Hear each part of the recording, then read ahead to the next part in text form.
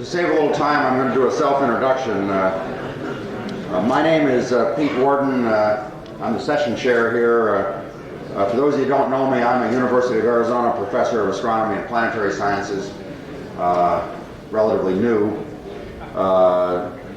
This is a topic of very great interest, near-Earth objects and the threat and opportunities, both scientific and otherwise, that they provide. Now, I've been fired a couple times for pushing this issue, so I want to push it. Fortunately, it's hard to get fired from a university, although the Harvard president is doing his best to test that. So. But this is quite a major issue, and I think it's going to be a lot more major here. Hopefully, we can do something to make that major today. We have a really distinguished panel here, and I'll introduce them in a moment. And one of the key topics is that we've asked them to consider is what do we do when and if we find an NEO on a collision course. Now, this has been much discussed in the scientific and space community, and we now, as Rusty Schweickart is going to tell us in a moment, have a NEO that some believe has a non-trivial percentage probability of striking the Earth. So this presents a timely and interesting discussion. So we've got assembled three experts to address various aspects of that. The first one is Rusty Schweickart. He needs no introduction, but for those of you that didn't read the program, he was a lunar module pilot back in Apollo 9 in March of 1969, and for the past few years he's been the chairman of the B612 Foundation, which I didn't know what it was until somebody reminded me I should read French literature. And he's leading the charge to assure that humankind are ready to deflect a near-Earth asteroid that we find headed for an impact. So he'll discuss this. And I've asked the responsible NASA official coordinating NEO efforts to respond. Lindley Johnson is an old friend and a former Air Force officer after 23 years of active duty in the Air Force and space programs and operations and system acquisitions and policy. And he also probably got fired more or less a couple times for trying to get DoD to address planetary defense. He's currently the NASA headquarters manager of the NEO observation program, which provides NASA funding, oversight, and policy to the top NASA survey teams. And he's the NASA program executive for the Deep Impact mission to Comet Temple 1. And then I've also asked the global responsible party for the scientific collection of this data, Dr. Brian Marsden, who's an authority on orbits of small natural bodies in the solar system, and he's been an astronomer at the Smithsonian Astrophysical Observatory in Cambridge, Massachusetts since 1965. I would have made some smart comment about how old I was then, but I actually was pretty old. And he's director of the International Astronomical Union's Minor Planet Center since 1978. Now, we're going to have a short discussion by Rusty and then responses by other experts. And keep in mind during this that this is a very real issue, but it also has a rather large giggle factor, what we call in the press. But as a kind of a closing introduction here, I think I and my colleagues here believe that NEOs may represent the only solar system objects combining all three rationale for space exploration, fear, greed, and curiosity. So with that, Rusty.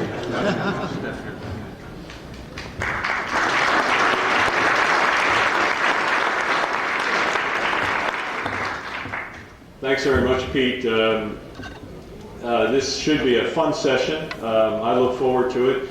There are a few things that I want to say right at the outset. Number one, what you're going to see here is largely based, in fact, entirely based on data provided by JPL and their Sentry program, which makes public all of the sightings of near-Earth objects, etc., and to some extent a smaller percentage of the data, the raw data, comes out of an equivalent Italian site, which in fact the Italians are really the second major contributor in the world to this topic, and the NEODICE system is very, very respectable.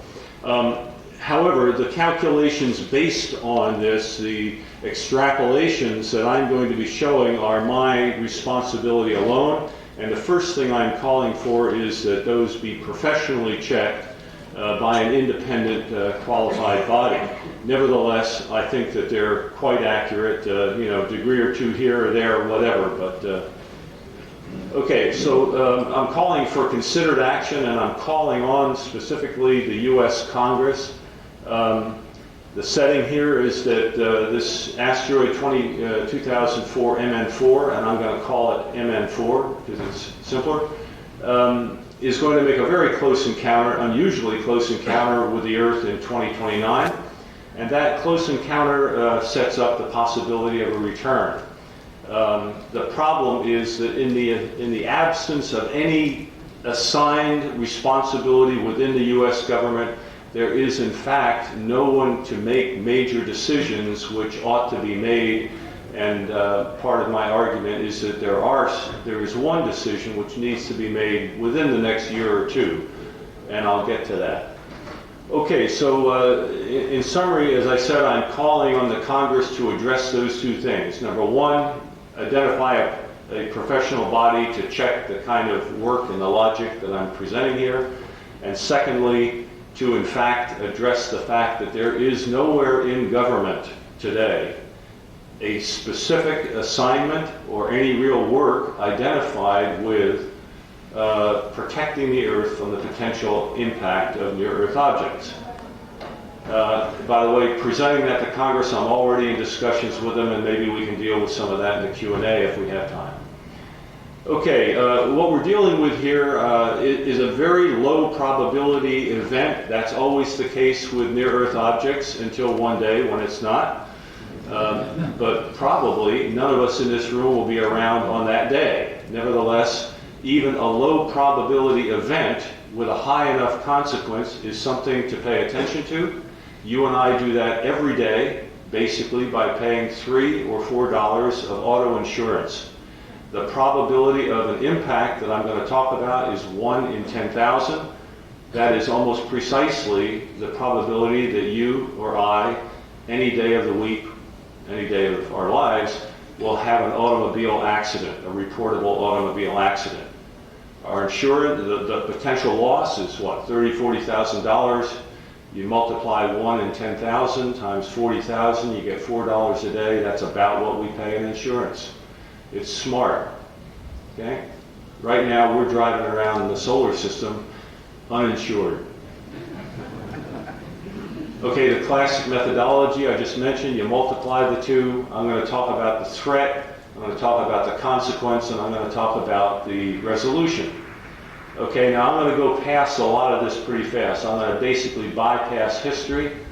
I'm going to start at this point and say that here's the Earth, not the small dot there, unfortunately, but the big round dot is the Earth. This is the error ellipse in 2029. This is a 2029 close encounter. For those of you who don't know, believe it or not, Friday the 13th of April.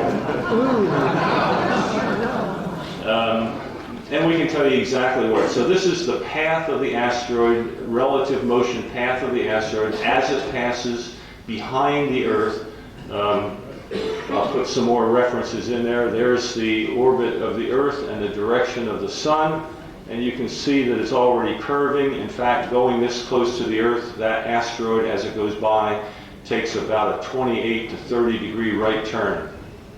Now, what I'm going to do on the next slide, which is the one to really pay attention, picture yourself riding on this asteroid as it comes about to this point.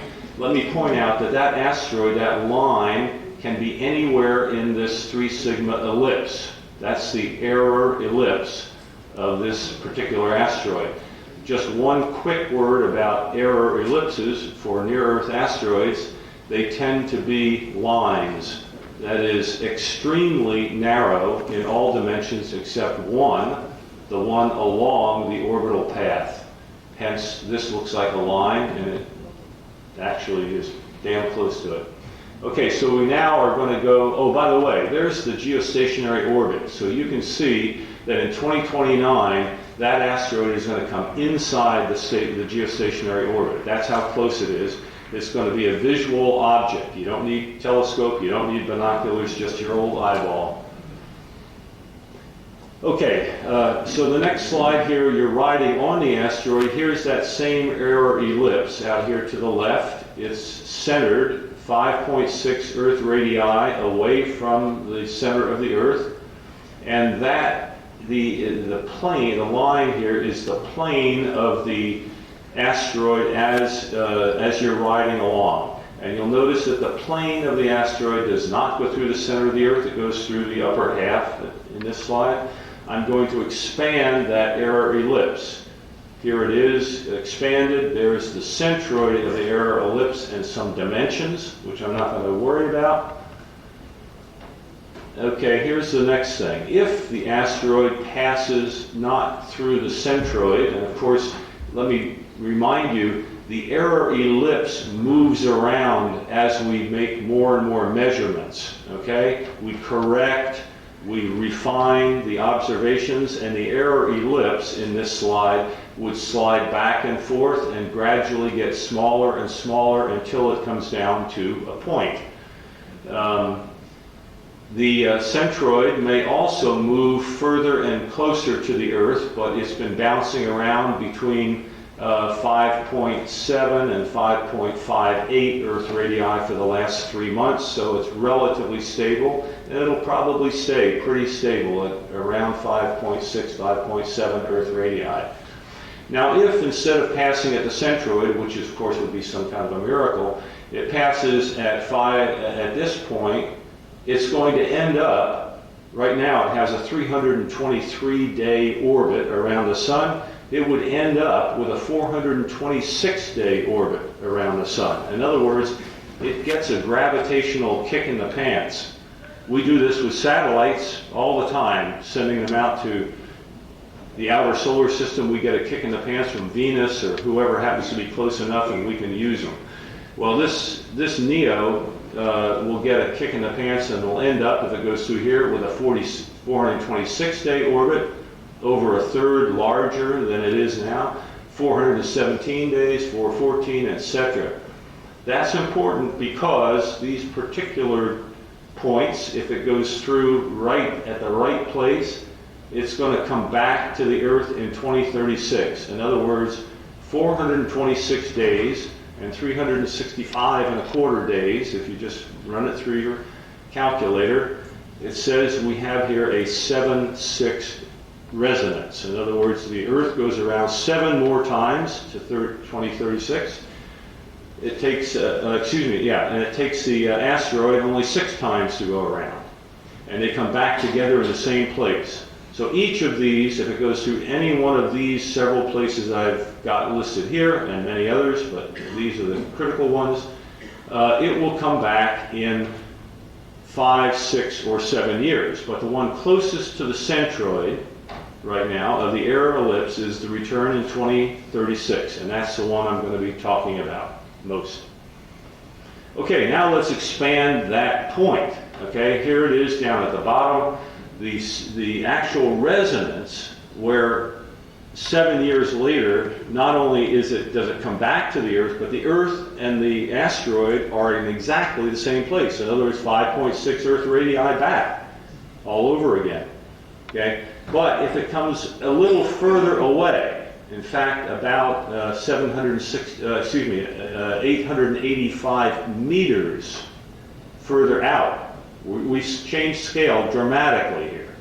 Okay, if it's 885 meters or thereabouts from that resonance point, it hits a keyhole, and when it hits that keyhole, and I'll show the total keyhole because there is gravitational focusing. In other words, if the asteroid passes in 2029 through this keyhole, it will hit the Earth in 2036. The big question is, will it hit that keyhole, or any of the other keyholes, or will it not? All right, if you got that, we're going on. Okay, this is one of the most important slides conceptually to get. Let me explain it. This is done by Andrea Carusi in Italy. Very, very good work on his part, and it's an essential point. This vertical line is 2036, and it's the impact. In other words, if you're looking at the question of impact and possibility, what you want to do is look at an impact and then back up and say, what do I need to know when, et cetera, et cetera. But that's the way you do it. So here we have an impact in 2036, and the question is, how much delta V, how much change in the velocity of the asteroid do we have to apply to it at what date in order to cause it to miss the Earth? So we're talking deflection here. And you'll see here coming back between 2036 and, in fact, 2029, the close approach, it takes something like 1/10 of a meter per second, about 10 centimeters per second, that you would have to change the velocity of this 320 meter diameter asteroid, something close to 10 to the 11th kilograms, okay, in order to cause it to miss the Earth over here in 2036. However, because of that close approach, it drops down 5 orders of magnitude if you deflect it before 2029. Okay, that's great news. The corollary bad news, you know, it's always there, right? The corollary bad news, along with that good news, that it takes very little to deflect it if you do it before 2029, is that you have to know its position very, very precisely. In fact, several orders of magnitude more precisely than you would have to know were there not a close encounter before the impact. The other conceptually easy way to understand this is in this range, you're having to change its velocity to miss the Earth. Here, you're having to change its velocity to miss a keyhole, which is only 600 meters across instead of what, 2 times 6,400 kilometers across. So that's the challenge. Well, number one, it takes very little to deflect it, but before 2029, the bad news, you got to know where the hell it is. Okay, I'm going to go on to the consequences. Let's go to the other side of the equation. This is an excerpt from the current JPL table for impact risk on MM 2004 or MM4. And I'm not going to spend a lot of time on this, but what I want to do is point out in the public domain is all this information about the probability of impact of this asteroid, what date and time it's going to impact if it does, the distance above or below the center of the Earth, the width of the 3 sigma ellipse, etc., etc. All that data is in the public domain, and it's this data which I've used. However, JPL does not show you what that data means. They give you the data, but what I want to do is show you what it means.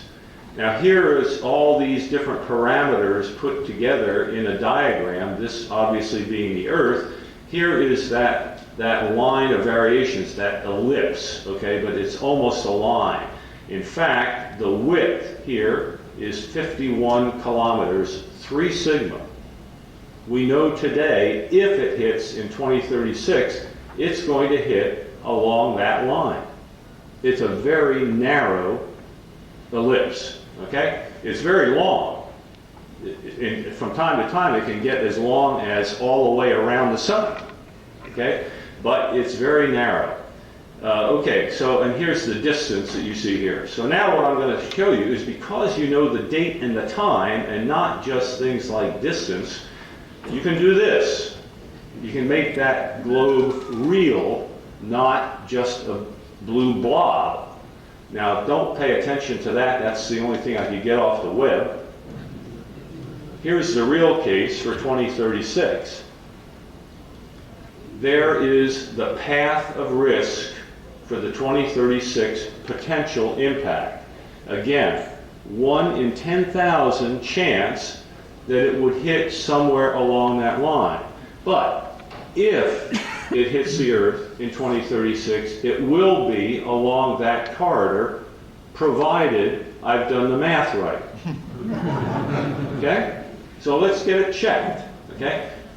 Now, let me tell you that you can see there that the most likely consequence, although not the only one, is that it hits in the Pacific Ocean.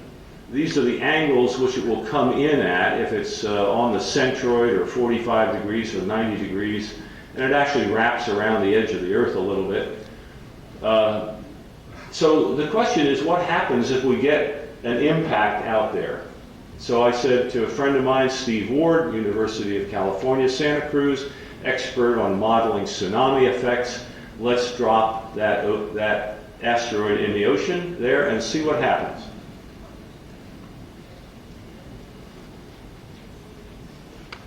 Okay, here we go. Let's see. Okay, I gotta tap it double because I can't see there. Oh, forget the wireless thing. Thank you. Okay, a lot of energy. I'll forget all that stuff. Here comes the event. There's the tsunami.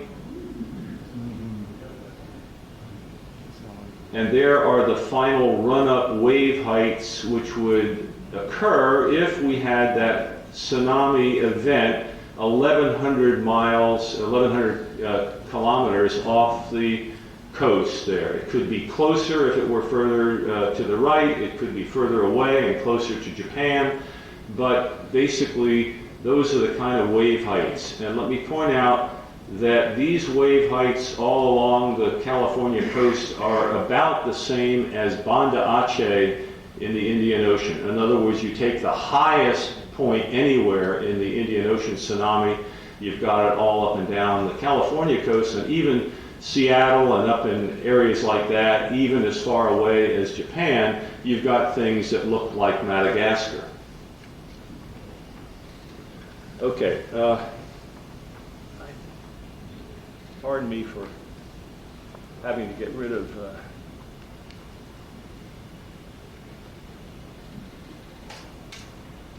oh, what did we do here? Okay, there we go. Okay, so we got the tsunami simulation. You can pick that up on the web if you want. I can give you that later. It's in my paper, and you can get the paper, but you can go to the web and take a look at that tsunami, or you can take a look at one if it happened to hit in the Gulf of Mexico, which it doesn't have any chance of doing. Okay, I'm going to quickly step past this. You've already seen that. We get on to World Bank, etc. And for a tsunami, you're basically talking about infrastructure loss, not loss of life, because you do have some warning. There will be lives lost, as there were in the Indian Ocean, but there was no warning there. You would have warning here. On a worldwide basis, the cost of infrastructure on a per-person basis, about $100,000. Therefore, the cost of that tsunami on a worldwide basis, $400 billion.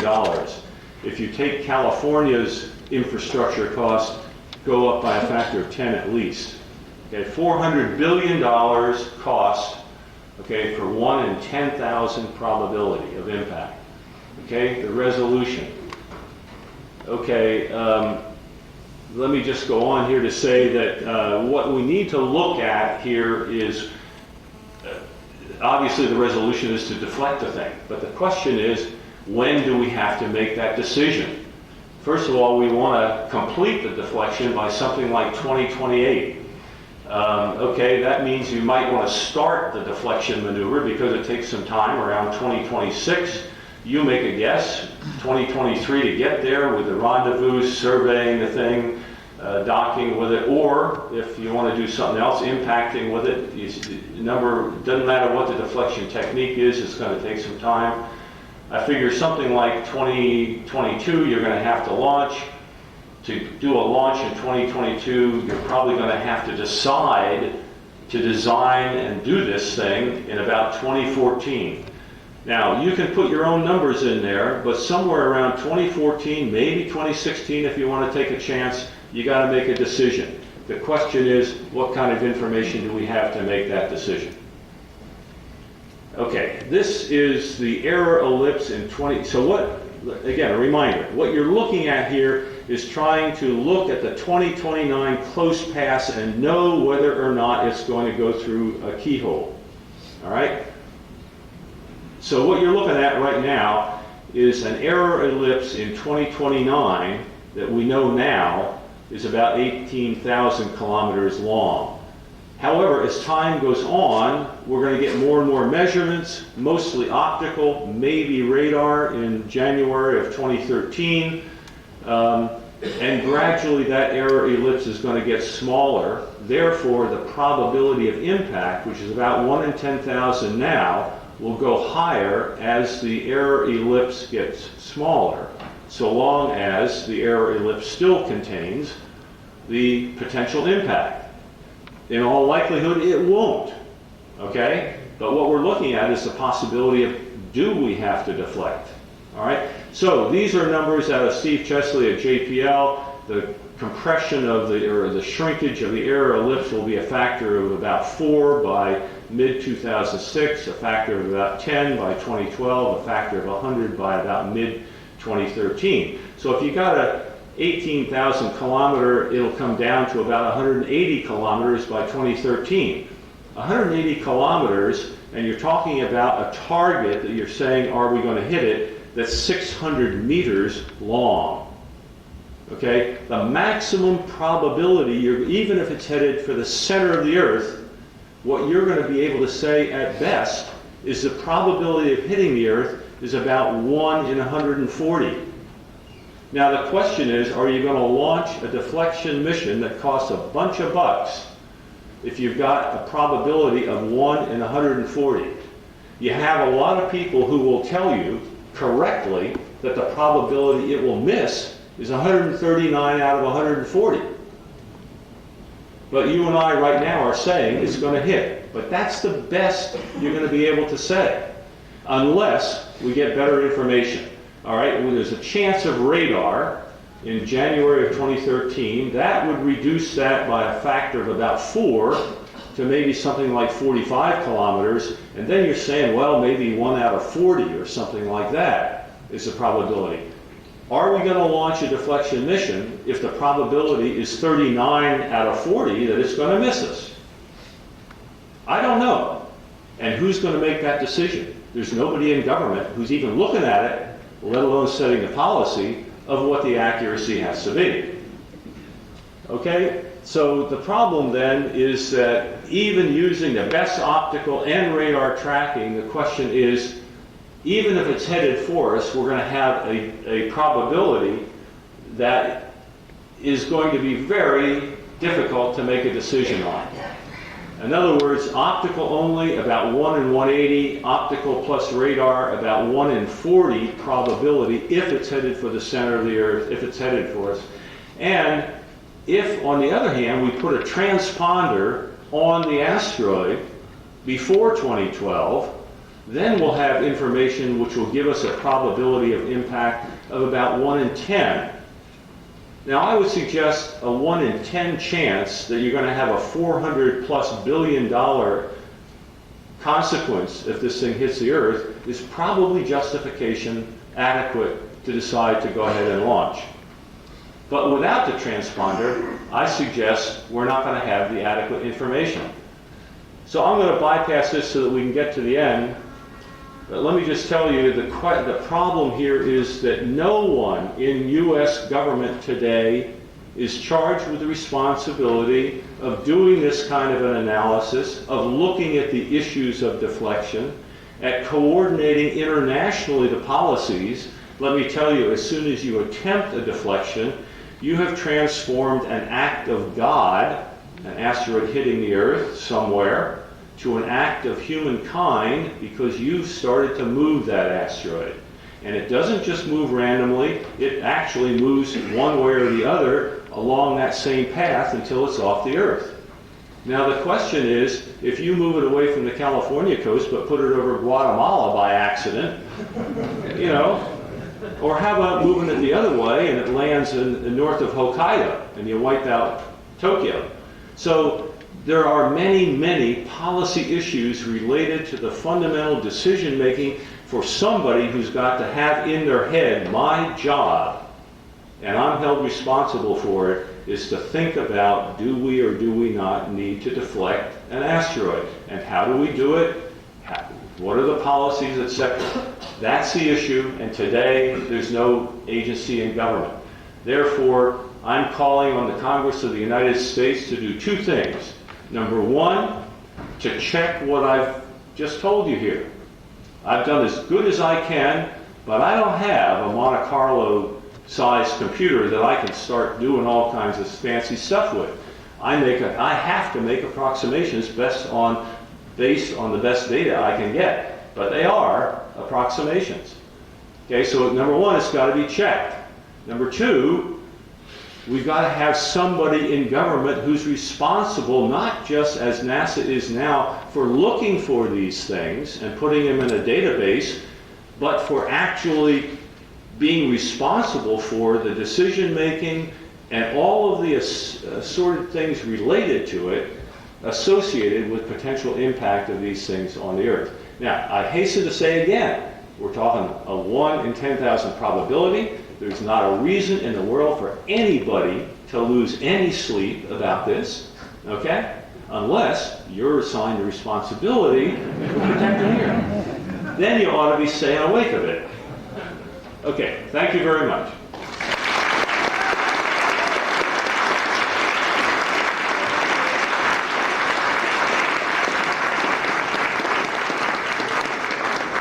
We'd like to have 3 or 4 hours for this, but Lindley Johnson, the maybe responsible party, come on up and respond. Let me get the wires out of your way.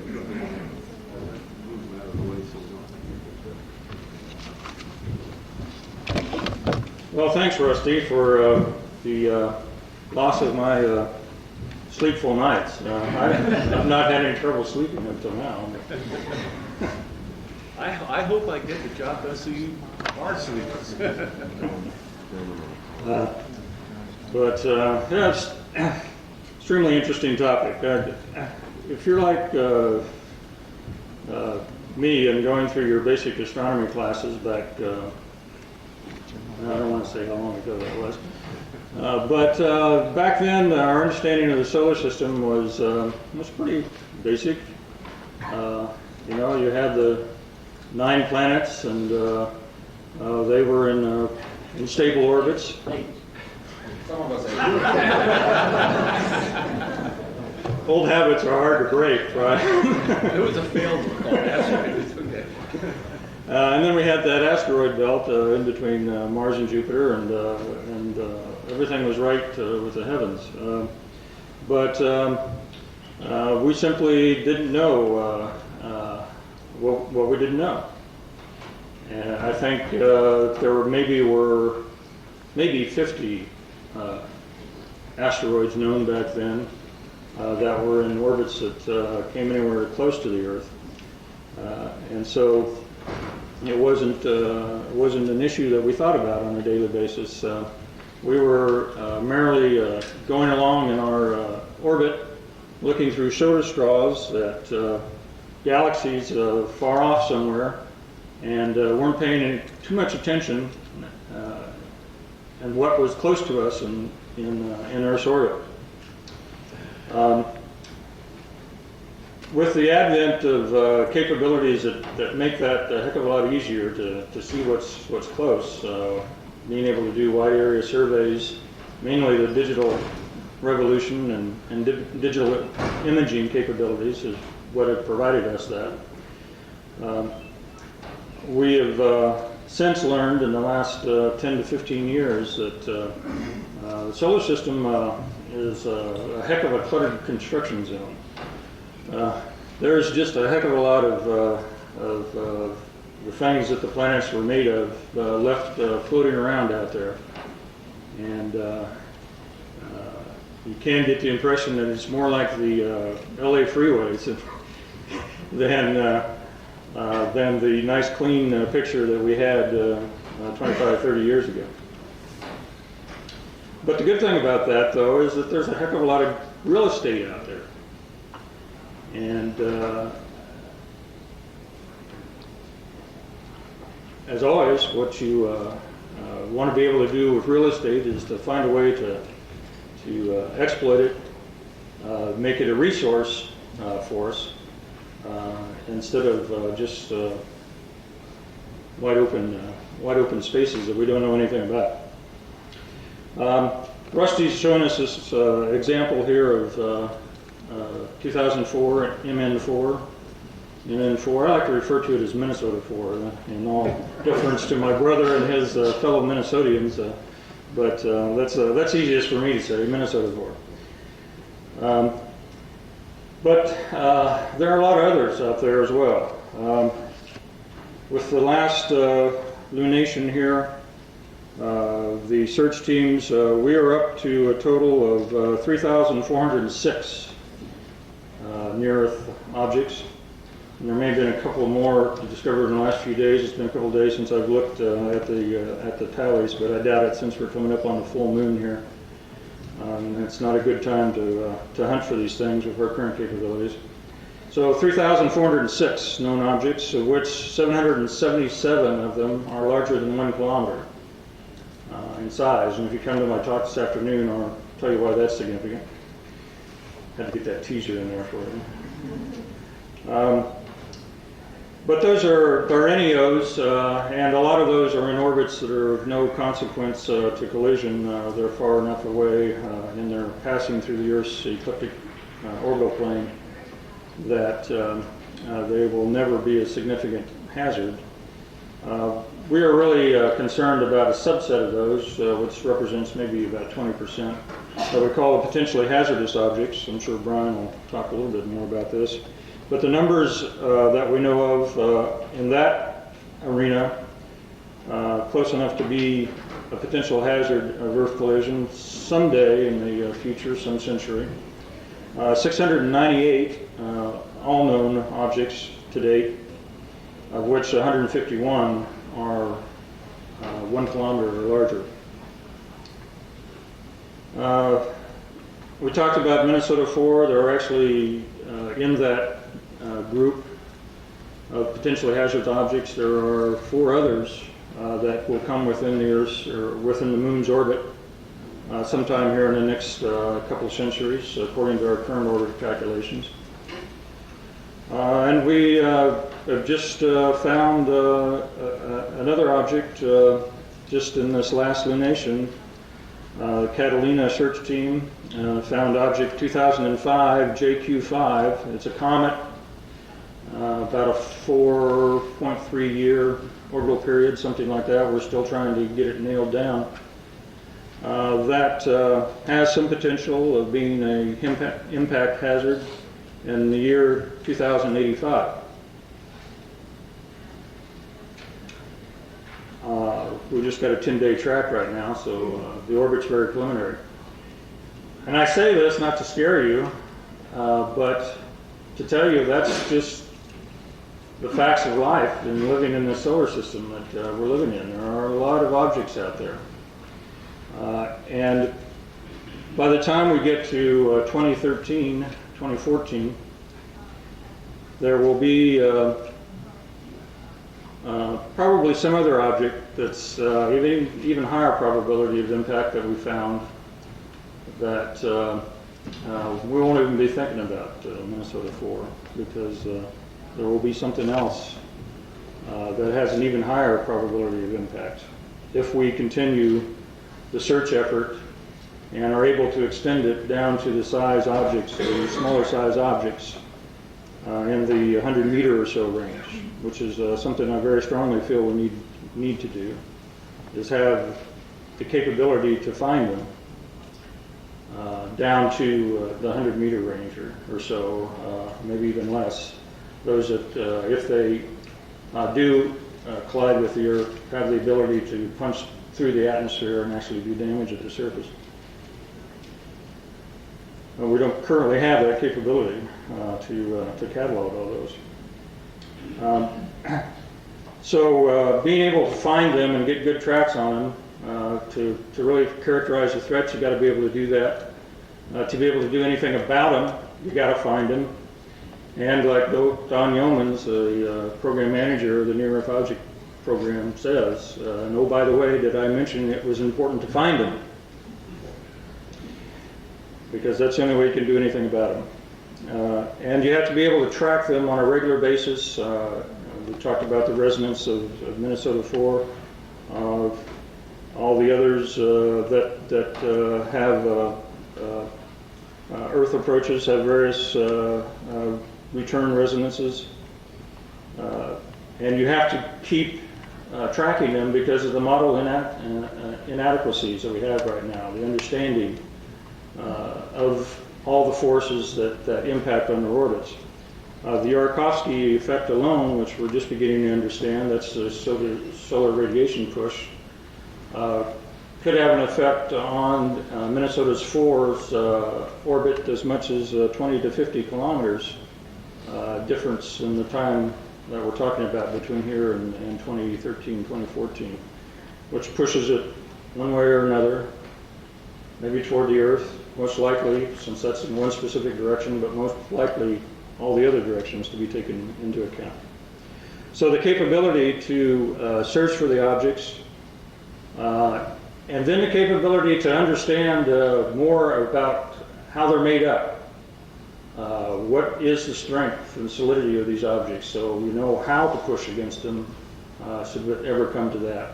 But I think more importantly, so that you know what the components are and what the resources are on these near-Earth objects, because they're probably the better source for resources for moving out into space. I like to refer them as the stepping stones into space. They're, in a lot of cases, easier to get to than even the moon, and certainly easier to extract resources and take away from than from the moon's gravity well. So if you've got the capability to do those kinds of things, then mitigating an asteroid, maybe on collision course, comes for free, or almost for free. So that capability, I would say, not only do we need to put a transponder on it, we need to put a full science station on it so we are able to characterize it, and all those others that are going to come close to us in the next 10, 20, 30 years. Thank you.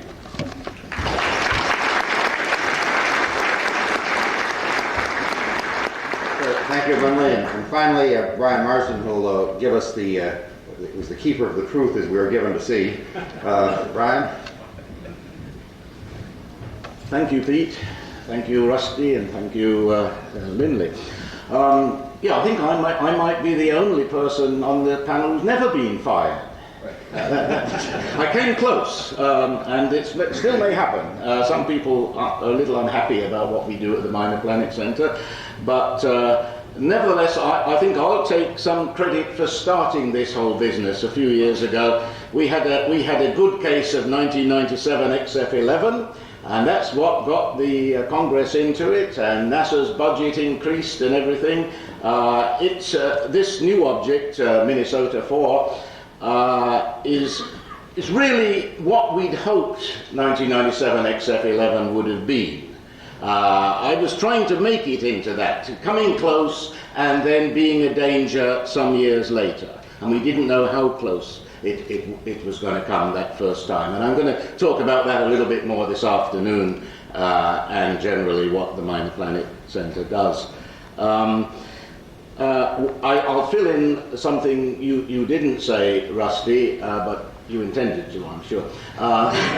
The point about I'll talk about MN4.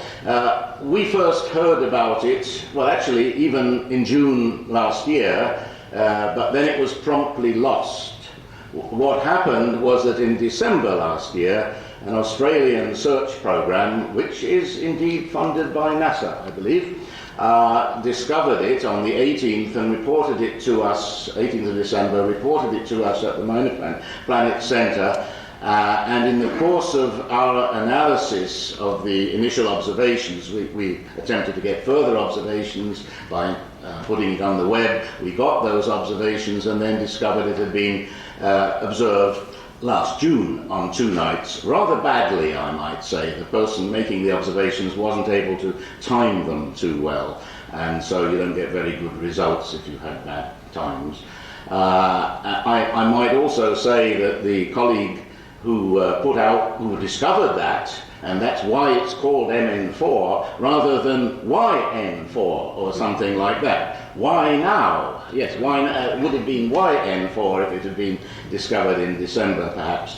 But this colleague, well, we ran out of money actually, and he hasn't been working for us for the last few months. We need more people at the Minor Planet Center, because then what happened that very day, the people at JPL doing these calculations suggested there was about a 1 in 2,000 probability of impact in 2029 on that Friday the 13th, and that increased during the next several days, all over Christmas, if we can mention Christmas. By the 27th of December, the probability that MN4 would hit us on Friday the 13th in 2029 was 1 in 38, close to your 1 in 40. And that was a straight thing. There were no close approaches between now and then to do this. This was a straight thing. Why did that suddenly change? It suddenly changed because the people at the University of Arizona, the Space Watch program, found that they had also observed it last March. They had a single night on it. Actually, it was the Ides of March that they had it. And the measurements weren't very good initially, but they did seem to show that it would miss us in 2029 with this remarkably close approach, and then everything followed from that. I should also say, the part that Rusty didn't say, that we do have it still under observation. It'll be observable again early next year. And then what happens for the next several years, it's going to be behind the sun. Behind the sun until 2012, 2013, we get another shot at it, and then it goes behind the sun again for 2014 to 2019, comes out in 2020 and 2021, and then the same thing, 2022 to 2026, or even 27, a bit more, yes, 2028, we do get a chance to observe it from the Earth. And this is really why it's important to have that transponder on it. Because even if it's behind the sun, we can perhaps contact it by a transponder. I don't know how that actually works. If it's behind, can do it if it's behind the sun. Very good. That's not direct. On the other side. On the other side of the sun. So that's why this is important. I do worry a little bit about this 1 in 10,000 probability argument. Yes, if there are 1 million people driving in the Washington area today, then yes, if it's 1 in 10,000 chance of an accident, that's 100 accidents. Is that about right? But it's guaranteed there'll be about 100 accidents. This is a statistical kind of thing. With these impact probabilities, yes, we say there's a 1 in 10,000 chance of an impact on a particular date. But what does that really mean? The orbit of the object is what we call deterministic. It's defined by the laws of motion, Newton, with a bit of relativity thrown in. But it's not very predictable, because we haven't made enough observations, we haven't covered enough length of time to get a very good calculation. But as soon as we do that, we put an effort into it with the help of further ground-based observations, optical and radar, and indeed when we have the transponder there, so that ultimately what will happen, very likely with a 1 in 10,000 probability, is that it will completely go away. It will completely go away. It's a different kind of probability from the accidents or the widgets that you make, and 1 in 10,000 fails. So you do have to bear this in mind. We do have the possibility of removing this impact probability relatively easily. In fact, this is what happens with most of the things that are shown on the JPL page.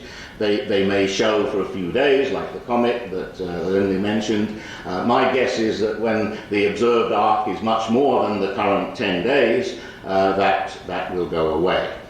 So I agree, it's a very good idea to think about a transponder for MN4. We may find that the whole thing in 2013 disappears. There's no problem at all in the 2030s, but we do get science out of it if we send the transponder.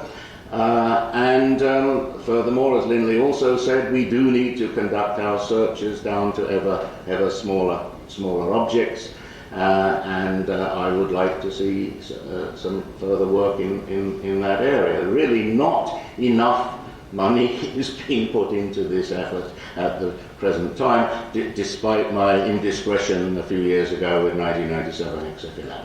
Thanks.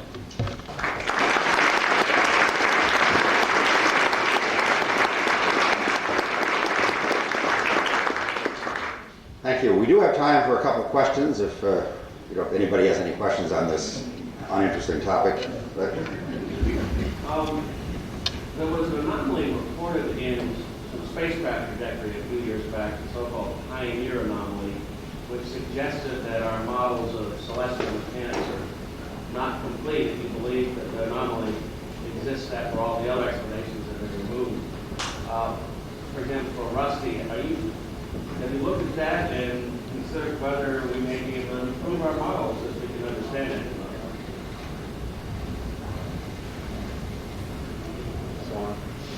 says it's on. Do you have the hand mic on?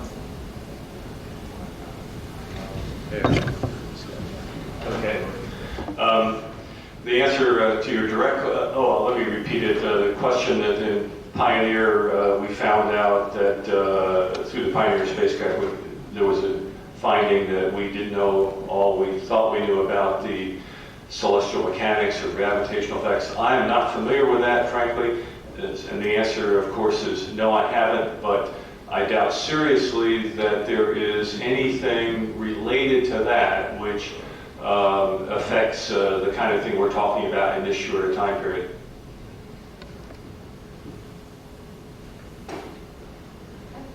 Yeah, right here. Okay, the probability of it hitting or missing the Earth versus America, U.S., or Japan. Do you know at any time in the future when you might know the probability of it hitting either of those countries?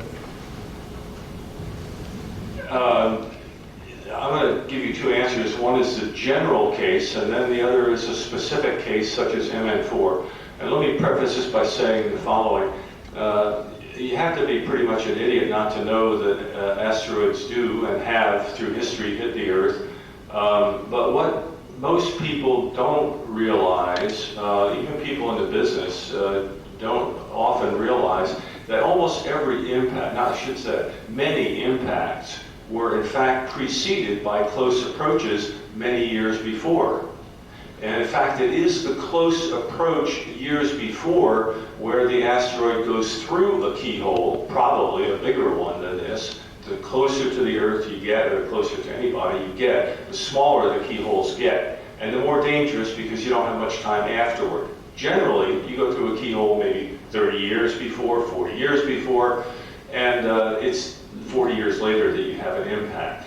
Okay, so in the general case, where you're talking maybe 30, 40, 50 years before an impact and no close approach right before it, the answer is the optical data that we get will give us a smaller and smaller ellipse until, let's say, I don't know, something like 20 years before we probably, if we've been tracking it for several years, we would have something that would be several kilometers across or something like that. So the answer in the general case is yes. The answer in a specific case like MN4 and the class of things like MN4, where you go through a keyhole very close to the Earth very few years before, the answer is not likely. You're talking about extremely precise knowledge of an orbit and a very, very small piece of space that determines what happens afterward. And so it will get smaller and smaller. And of course, right before it impacts, yes, we'll know very precisely where it will hit, but it will be very much too late to do anything about it, except evacuate a coastline. That you could do. But aside from that, you're not going to stop it. We have time for one more question. Buzz? This is more an observation than a question, and it might be the source of some discussion. When I put this into the context of the vision for space exploration, and when we'd like to get to the moon, when we'd like to get to Mars, with my own preference, we're going to the moons of Mars first, but also looking at a number of milestones that we want to really count on, and a number of people we would like to alarm soon. There may be a window of opportunity before that alarming disappears, and we might find an even better one, which is it. But I can't say anything more ideal than to, after having visited the moon in the 2020 timeframe, to start having robotic visits, some looking at extraterrestrial resources on an object like this, demonstrating the ability to nudge, whether it's absolutely necessary or not, and then a short visit by humans to test out our techniques before visiting the moons of Mars, before the surface of Mars.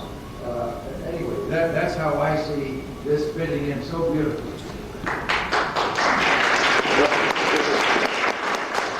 We've unfortunately run out of time, and I think we're due to lunch here shortly, and our speakers here, I'm sure we're on for a few minutes, but let's thank all of them for what is very important.